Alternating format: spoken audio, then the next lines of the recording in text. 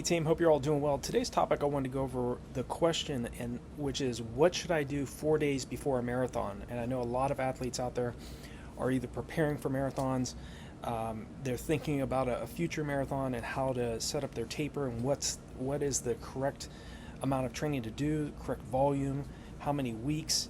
But in terms of what I would recommend athletes doing 4 days before a marathon is based off of what I did throughout my career, and I would always do a 3 mile tempo run at goal marathon race pace 4 days out from a marathon. And it's just that one last reminder to your legs of what you're training them to do, and just to make them feel snappy. And really, after that workout's done, you do a 1 mile warm up, 3 miles at goal marathon race pace, 1 mile cool down. And then really the last 3 days after that workout's done, you really just need to be focusing on relaxation, hydrating well, getting yourself prepared mentally for the race. And again, making sure that you are practicing mental rehearsal and visualization. You have to see yourself succeeding and knowing that all the preparation that you put in, all those months of tempo runs and track sessions and road workouts and those long runs. And for all of you that, a lot of you that are following the strategies that I teach, those faster, varied pace long runs, that's probably one of the, if not the most difficult workout that you do. And for me personally, it was without a doubt the most difficult workout. And there were some days where I needed anywhere from 2 to 3 days to recover from those very pace workouts. And again, you want to change up the intensities. You don't want to just run slow every single weekend.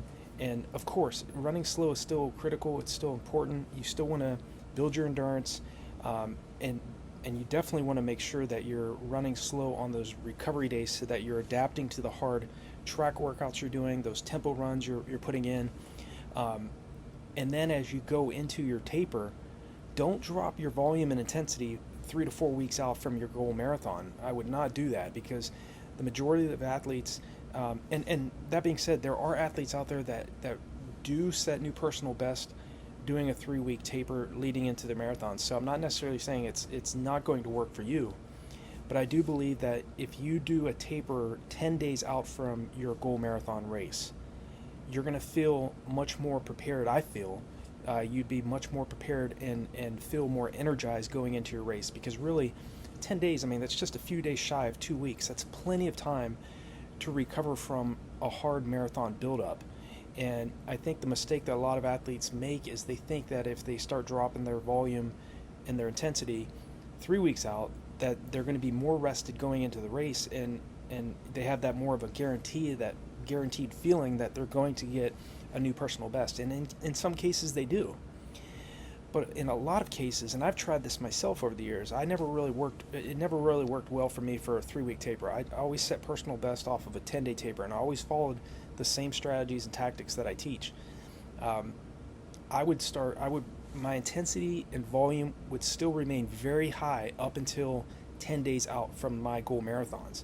And again, 4 days out from the race, I would always do a 3-miler at goal marathon race pace. Just one last reminder of what I've been training for so many months to prepare to do in the marathon itself.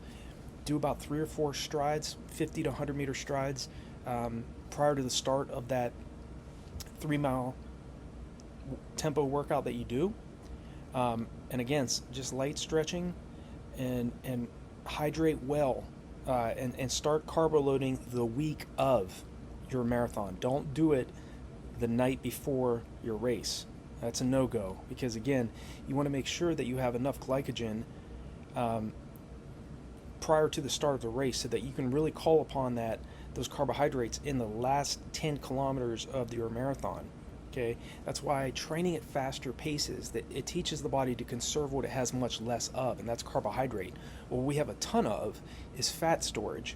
So if you're training in such a way that you're teaching the body to use fat at race pace and to conserve what it has much less of, which is glycogen storage, then your chances of setting a new personal best in the marathon is going to go much higher. But again, the only way to burn fat at faster paces is to train at faster paces. Again, if you're running long, slow, and easy, or if you're running too much of your weekly volume too aerobically, yes, you are definitely going to build fitness. You are definitely going to burn fat. You're going to lose weight. You're going to be very fit endurance-wise. But when it comes to racing a marathon and running a marathon, those are two different categories. And so we want to stress the energy systems of the body correctly so that once you start dropping your volume down, you start resting, you're really, all those many months of hard work are going to pay off. And what's most difficult for most athletes, especially in the last 4 days of a marathon, is when you're hardly running at all, you think you're getting out of shape. And that's not the case. You're not getting out of shape. You can literally take a week off and not lose any fitness going into a marathon.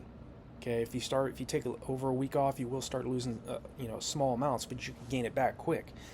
But that's kind of the most difficult part for a lot of athletes, is the taper phase. It's drop in volume, drop in intensity, and waiting around and not running as much as you're normally used to running.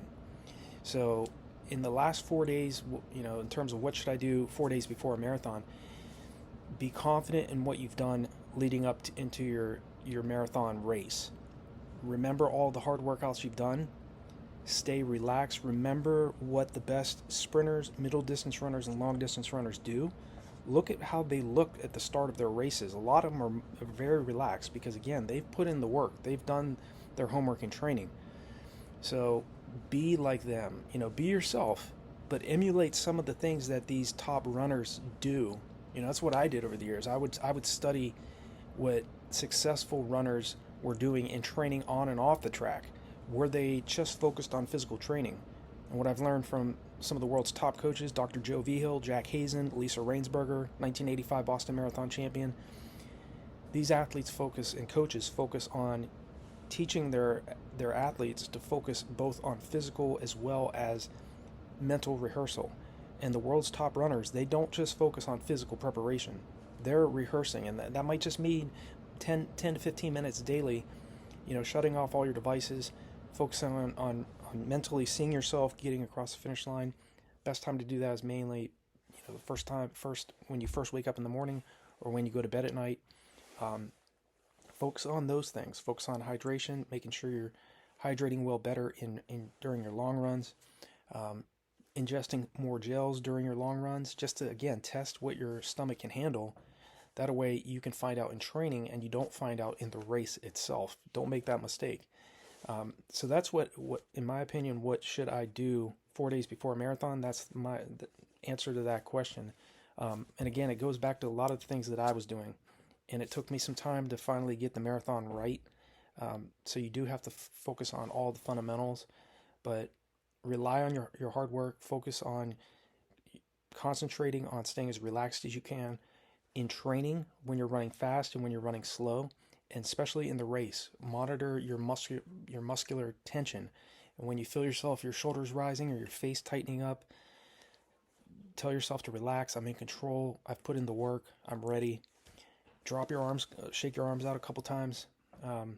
Do those types of things, and you're going to be much better off leading into your marathon. So I hope this answers the question of what should I do 4 days before a marathon, or at least gives you all some tips on how you will go into your race and with a higher chance of success.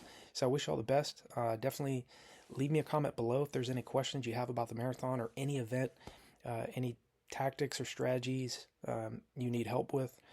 I will definitely reach back out to you. Like and share these videos, and if you're new to the channel, definitely check out RunDreamAchieve.com. You can click on the About tab to learn a little bit more about my background if you wish.